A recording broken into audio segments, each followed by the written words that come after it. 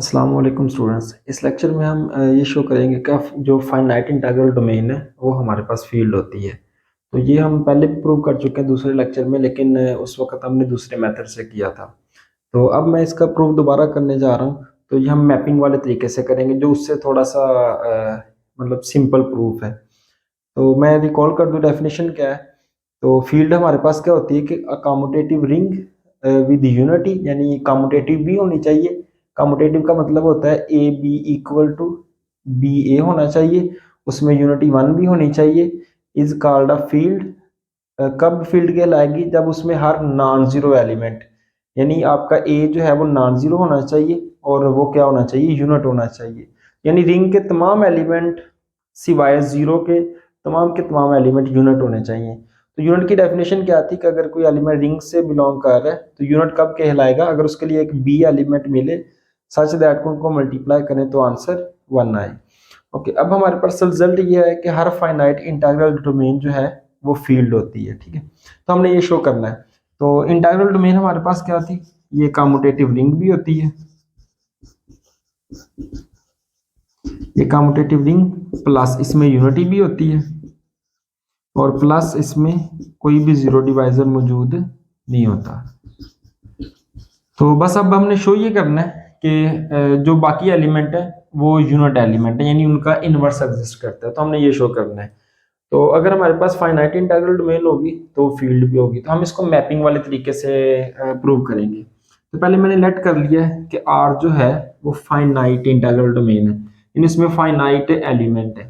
तो अब हम एक मैप डिफाइन करते हैं इसी रिंग आर से इसी रिंग आर के ऊपर। तो मैप किस तरह का डिफाइन किया मैंने? तो पहले मैंने एक एलिमेंट ए फिक्स किया है जो रिंग आर में से बिलोंग कर रहा है, तो ये आर्बिट्रेरी एलिमेंट लिया है। ठीक है, यानी हर एलिमेंट के कोरोस्पोंडिंग हम डिफरेंट डिफरेंट मैपिंग डिफाइन कर सकते हैं। तो अगर मैं ए एलिमेंट लूंगा उसमें से आर्बिट्रेरी एलिमेंट, तो वो रिंग के एलिमेंट एक्स को किधर भेजेगा? A multiply x. ठीक है, फॉर एग्जाम्पल अगर मैंने यूनिटी को भेजना हो, क्योंकि इसमें यूनिटी भी मौजूद है, तो फाई ऑफ ए वन का आंसर जो है वो क्या आ जाएगा? ए इंटू वन, यानी कि आंसर ए आएगा। अगर इसमें कोई और एलिमेंट लें, मतलब एक्स वन लेते हैं तो उसका आंसर ए एक्स वन, अगर आप एक्स टू लेते हैं तो answer a x two and so on आएगा। ओके जी, अब हम पहले ये शो करते हैं कि ये जो मैंने फाई डिफाइन किया है ये मेरे पास वन वन है। ओके, तो वन वन के लिए हमने क्या शो करना होता है? हमने इमेजेस इक्वल लेने होते हैं और वो एलिमेंट भी इक्वल शो करने होते हैं। यानी वन वन कैसे प्रूव करते हैं कि मैंने इमेजेस इक्वल लेने होते हैं, phi of x equal to phi of y, और मैंने ये शो करना होगा कि एक्स जो है वो किसके इक्वल है? वाई के। तो वन वन को हम इस तरह प्रूव करते हैं। ओके, तो अब अगर मैं यहाँ से दो इमेजेस इक्वल लेने हैं, यानी कि मैं ये कंसिडर करूंगा phi of a x equal to phi of a Y.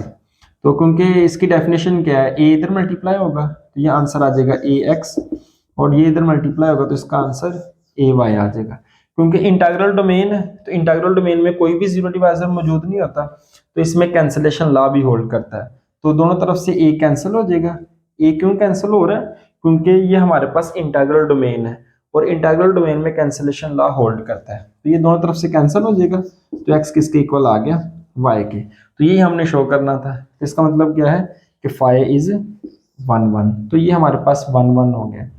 अब क्योंकि आर फाइनाइट है हमारे पास, यानी इस तरह आप कहें कि अगर आपके पास एक वन टू थ्री सेट है और यहाँ भी आपके पास वन टू थ्री सेट है, ठीक है, कि फॉर एग्जाम्पल वन टू पे जा रहा है, टू वन पे जा रहा है, थ्री थ्री पे जा रहा है। तो क्योंकि ये वाला सेट भी फाइनाइट है, ये वाला सेट भी फाइनाइट है, मैपिंग आपके पास क्या है? One one. तो अगर फाइनाइट सेट हो तो वन वन जो है वो इंप्लाई करती है कि आपकी मैपिंग जो है वो ऑन टू भी है। यानी अगर आपका कोई फंक्शन जो है वो डिफाइन है ए से सेट बी के ऊपर, ठीक है, या ए से ए के ऊपर डिफाइन है, तो if f is one one then f is also onto. तो अगर सेट फाइनाइट हो तो वन वन की जो प्रॉपर्टी है वो हमें ये इंप्लाई करती है कि एफ जो है वो ऑन टू भी होगा। तो इसका मतलब है कि ये जो फाई है ये हमारे पास ऑन टू फंक्शन है।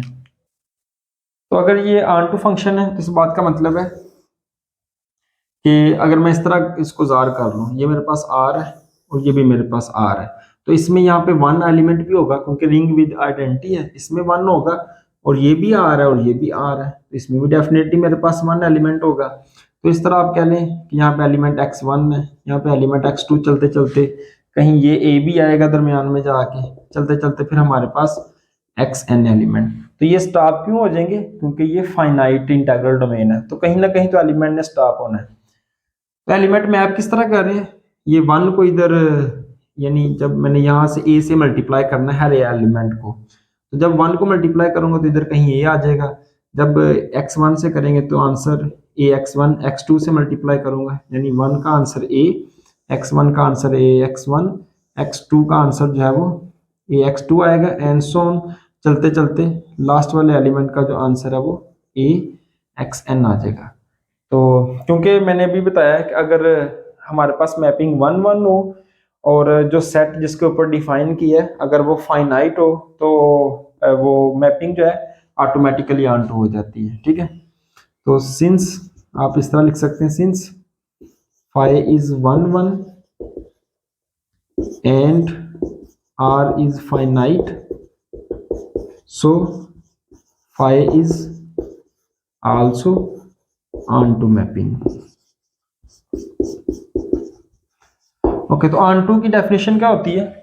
ऑन टू की डेफिनेशन ये होती है, अगर एक मैपिंग फाई ए से बी के ऊपर ऑन टू मैपिंग है, इसका मतलब है कि for all B belongs to B there exist A belongs to A such that F of A जो है वो किसके इक्वल होता है?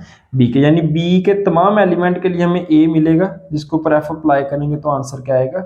बी आएगा। तो इसका मतलब है कि यहाँ पे कोई ना कोई तो ऐसा एलिमेंट होगा, यानी जो क्या आंसर दे रहा होगा इधर कोई ना कोई तो ऐसा एलिमेंट होगा बी, ठीक है, जो ए से मल्टीप्लाई होने के बाद हमें क्या देगा? 1 देगा, क्योंकि ऑन टू मैपिंग है तो इधर वाले हर एलिमेंट के लिए पीछे एक एलिमेंट होगा जिसका वो आंसर आ रहा होगा।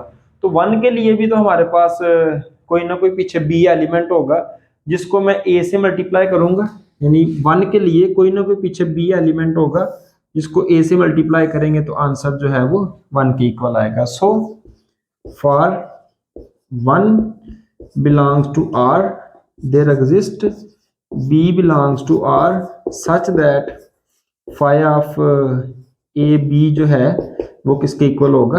1 के। तो दिस इंप्लाइज, ये इससे मल्टीप्लाई हो जाएगा तो ए बी इक्वल टू 1, तो this implies A is unit element. तो यूनिट क्यों हो गया? क्योंकि यूनिट की यही डेफिनेशन थी, अगर ए नॉन जीरो लें उसके लिए हमें बी मिल जाए जिसको मल्टीप्लाई करें तो आंसर 1 आता है। तो मुझे इसके लिए एक बी मिल गया जिसको मल्टीप्लाई करने से 1 आंसर आ रहा है, तो ए यूनिट हो गया। तो क्योंकि ए हमने यहाँ पे आर्बिट्रेरी एलिमेंट लिया था, तो इसका मतलब है कि हर एलिमेंट यूनिट एलिमेंट है। तो अगर हर एलिमेंट यूनिट एलिमेंट होगा तो हमारे पास जो इंटीग्रल डोमेन है वो क्या बन जाएगी? फील्ड बन जाएगी। तो मैं ये वाला पॉइंट एक दफा दोबारा रिकॉल कर दूं, ये हमने किस तरह किया है, क्योंकि फाई हमने प्रूव कर दिया कि वो ऑन टू मैपिंग है। अगर ऑन टू मैपिंग है तो इधर वाले हर एलिमेंट के लिए पीछे एक एलिमेंट जरूर होगा जिसके ऊपर फाई अप्लाई करेंगे तो आंसर 1 आएगा। तो यानी इस 1 के लिए पीछे कोई ना कोई, जिसका नाम मैंने बी रखा, आप कोई और नाम भी रख सकते हैं, तो एक्स आई एक्स जे भी रख सकते हैं। तो इस 1 के लिए मुझे पीछे एक जरूर बी एलिमेंट मिलेगा जिसको मैं ए से मल्टीप्लाई करूंगा तो आंसर 1 आएगा, क्योंकि हम ऐसा ही कर रहे हैं। इस एलिमेंट को कैसे हासिल कर रहे हैं? इसके लिए पीछे एक x2 पड़ा हुआ है जिसको a से मल्टीप्लाई करें तो ax2 आ रहा है। तो 1 के लिए भी पीछे कोई एलिमेंट होगा b जिसको a से मल्टीप्लाई करेंगे तो आंसर 1 आएगा। तो वो जिस b से मल्टीप्लाई करेंगे वही b इसको क्या बना देगा? यूनिट बना देगा। तो जब हर आर्बिट्रेरी एलिमेंट यूनिट एलिमेंट है तो इसका मतलब है कि वो हमारे पास क्या बनती है? फील्ड बनती है।